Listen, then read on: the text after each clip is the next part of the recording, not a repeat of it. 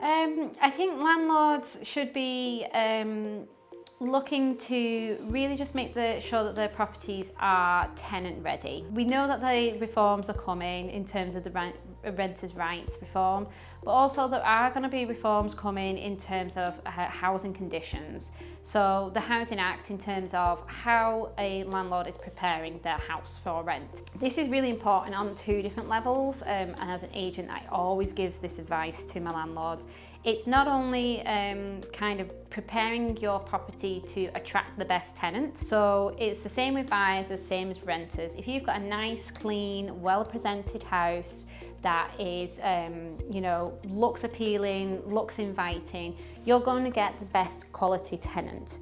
So you're going to get a tenant who doesn't beat around the bush because they know it's going to be a popular property. So they get their application done, they get their paperwork done, they communicate really quickly with us, and we can get the ball rolling really quickly, which means your property is not void for a long period of time.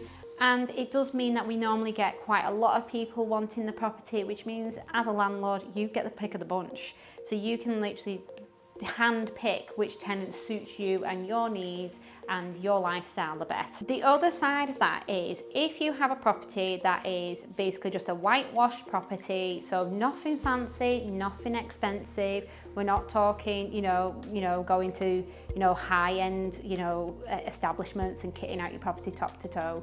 You don't need to do that. But put a good quality, long-lasting flooring in, and get it fitted by a fitter so you've not got issues with that.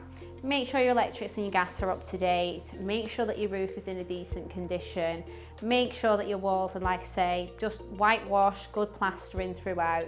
It means that when that tenant goes in, you're not going to have the immediate headaches of, I've got a leak, the carpet's coming up, the boiler doesn't work, the electrics are out of date, I've got this issue, because that's always going to have, you're always going to have teething issues once somebody starts to live in a property.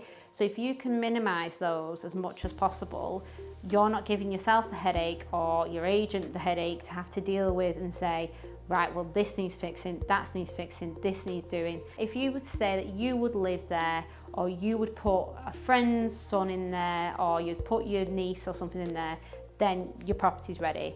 If you wouldn't, then your property's not ready to rent.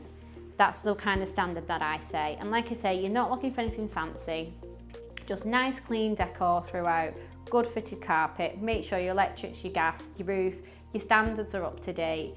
If you have a garden, I always suggest that you make sure that it is ready and maintained, because it is the tenant's responsibility to maintain the garden.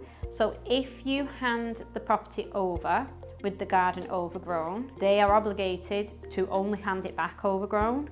Whereas if you set the standard for the property when the tenant moves in, that this is the standard of living, this is the standard of property that we want back, then that is the basic standard that they are expected to live in the property and to hand it back.